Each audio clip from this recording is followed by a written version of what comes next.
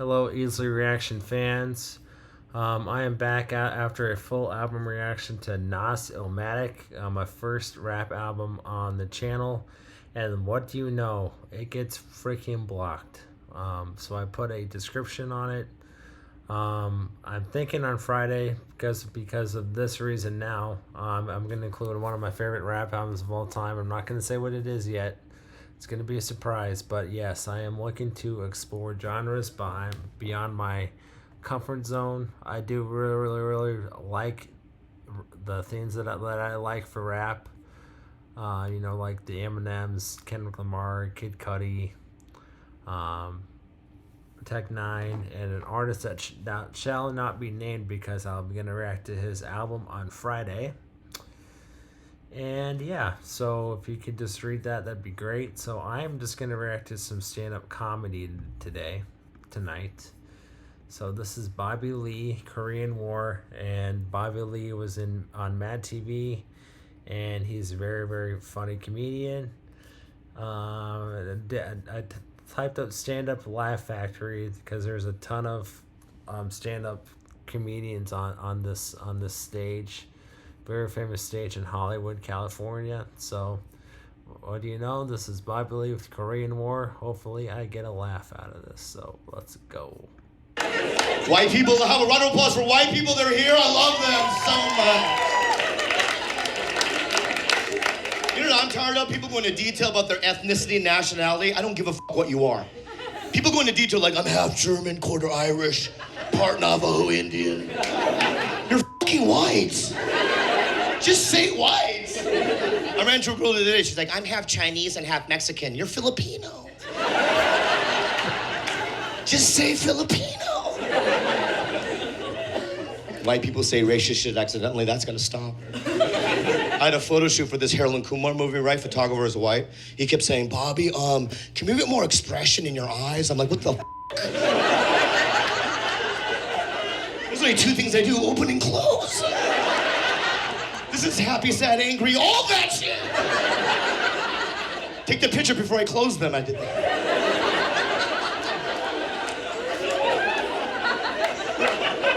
I just get nervous when race is brought up. I'm an American citizen, you know.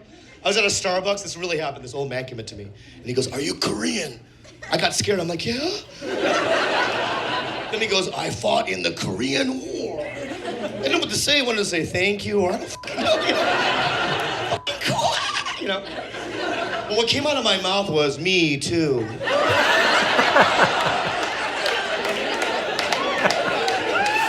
Then he got mad. What? I started improvising. That's my name. Me too. I'll be honest, my first therapy session did not go well. That was more of a story. I liked it though. Let's see what else we got down here. Keegan-Michael Key, no good deed goes unpunished.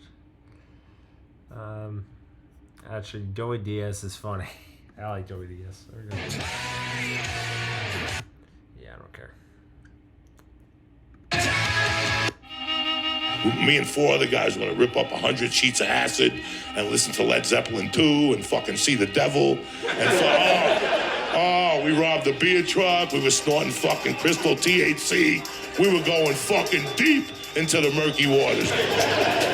Welcome to This Is Not Happening. I'm your host, Roy Wood Jr., and I just read this whole book. It's plain and true. Facebook was my idea. Zuckerberg cut me out. He's lost. Honestly, the word prodigy loses all meaning after a while. I got Grammys. Happening now. Buckle up for Joey Diaz.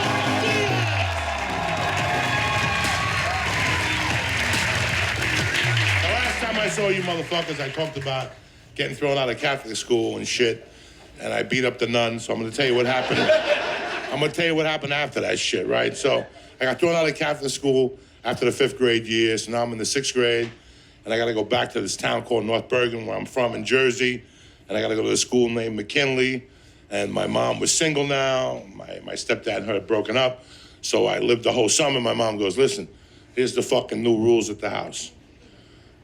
I'm not fucking with you this year. I don't have time in the morning to wake up and make you breakfast.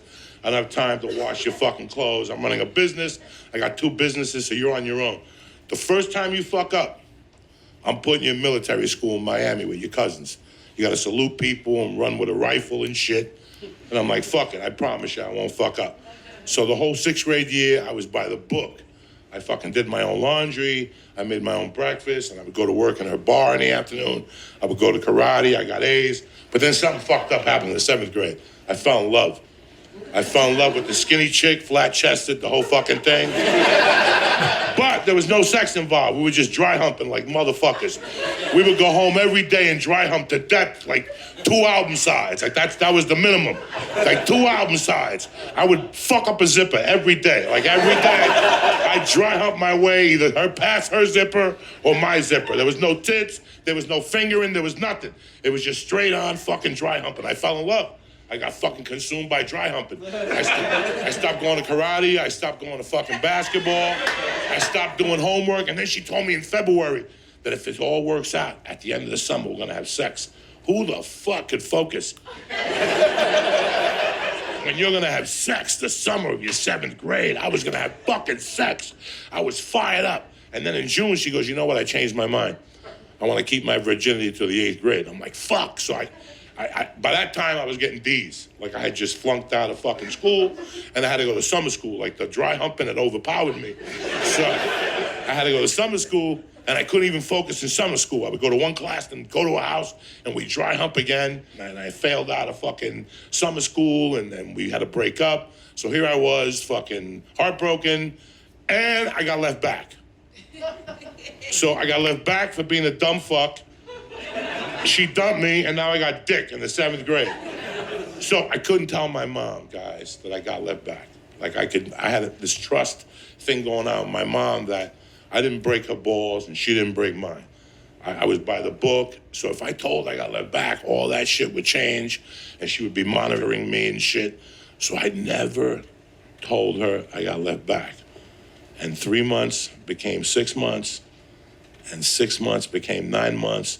I would forge every fucking report card. I had this girl that was tremendous with forging, and she'd get me B pluses and A's, and she changed the 7 to an 8, and I just kept doing it, and the first year went by. Then the 8th grade, she's like, when are you gonna graduate? And I'm like, this year. But fucking it snowed a ton that year. It was the year of snow, so we didn't have to graduate till January 30th, but I had already signed up for a basketball camp. So I'm like, there's no graduation, I'm going to a basketball camp and shit, so that was the end of that. So she didn't know. Freshman year, she had no fucking idea. Every letter that came home, I intercepted. Guys, I feel really bad about this. I feel fucking terrible about even saying this fucking story. I never fucking told her. Okay, and I knew she was not gonna find out. Like, I just had this fucking feeling inside of me that she was not gonna find out. So I went on with my life. I went to high school. My mom had a bad habit. My mom owned a bar. And every night at 3 in the morning, the bar closed in Jersey. And she would come home and she would bring me home like a BLT from the 4-star diner, or chicken chow mein from the New Moon Chinese restaurant or something, or a Cuban sandwich from Hernandez. And she had a bad habit. She'd wake me up at 3:30, 3:20 every fucking night. Jose Antonio, Jose Antonio. That's my slave name, Jose Antonio. You guys call me Joey. She called me Jose Antonio. That's my real name. And I would come down and she'd feed me, or she'd come up to my room, wake me up at 3:20, 3:30, and tell me about her day. And then she'd have her nightcap. She'd have like a Heineken or a vodka tonic. And while she was telling me about this motherfucker was a scumbag and this guy, fuck him, she would empty her bra from the cash, from the bookmaking operation and the number and the bar. And she would put the 50s with the 50s, the 20s, and she'd be telling me all this shit.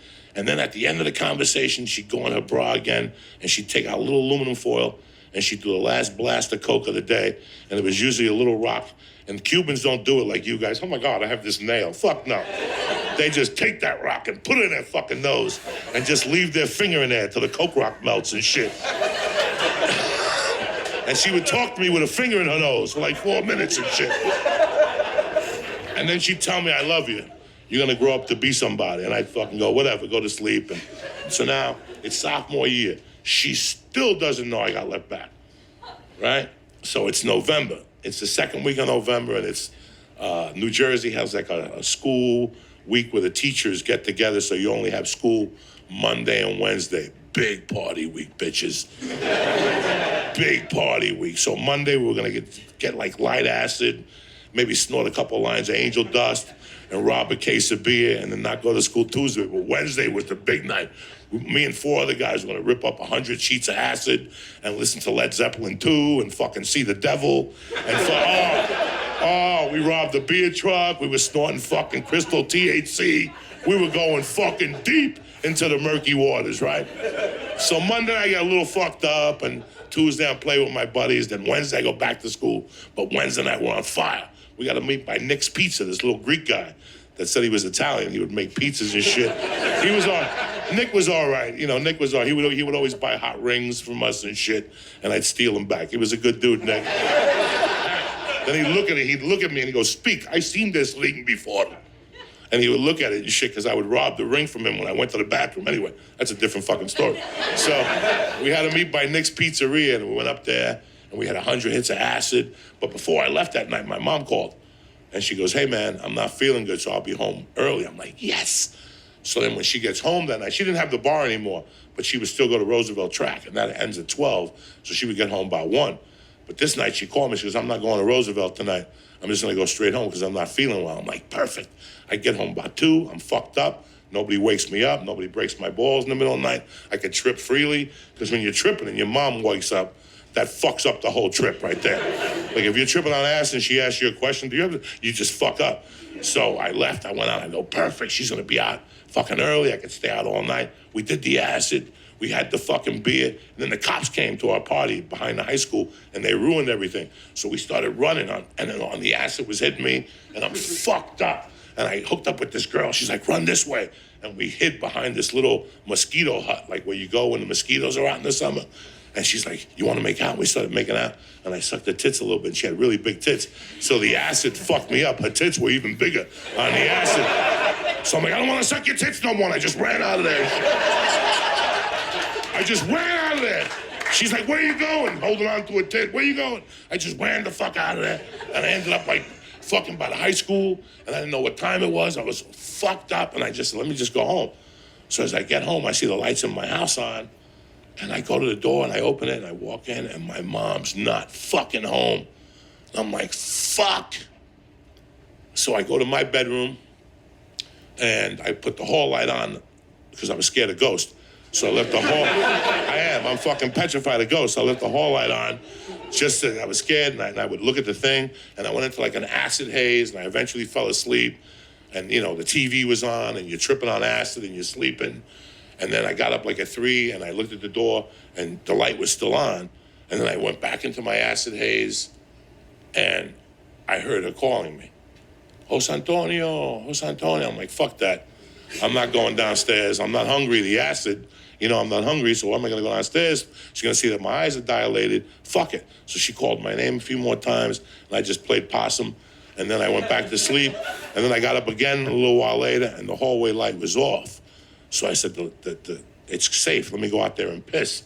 So I went out to my bathroom. I went to piss. When I went to piss, I seen her door was still open.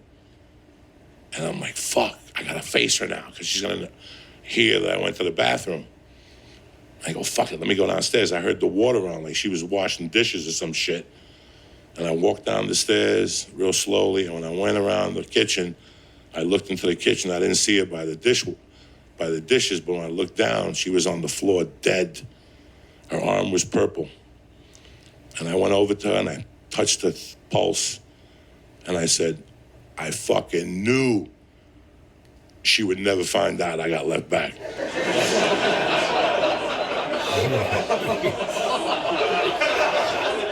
You think I'm fucking kidding you? That's the first thing that came to my mind with my mother on the floor. I'm like, she never found out I got left back. I fucking knew it. Then I dialed 911. I started crying like a pussy.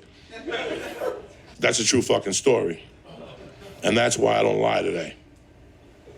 That's the reason why I don't tell a lie today. Because I learned a valuable lesson. I lied and I spun like a Bernie Madoff type thing. Like for 4 years, it was like a fucking Wizard of Lies. and it was my mother. And when I found her dead, she never found out I got left back. But that's the reason why I don't lie. That's my fucking story. Thank you. How, like, I respect the heck out of comedians and rappers who can tell a full story like that. Man, it's just, and like, it just lyricists in general. Like, I just can't do that right now. Like, I don't have any creativity to do that. So, highly respect it, man. Highly respect the art form of stand-up comedy. It's really hard. So that's my video for tonight. I'm gonna get to at least 20 minutes. Hopefully this one doesn't get blocked. If it does, then I'm just gonna go for an hour walk because I'm frustrated as heck. So hope you guys enjoyed. Peace.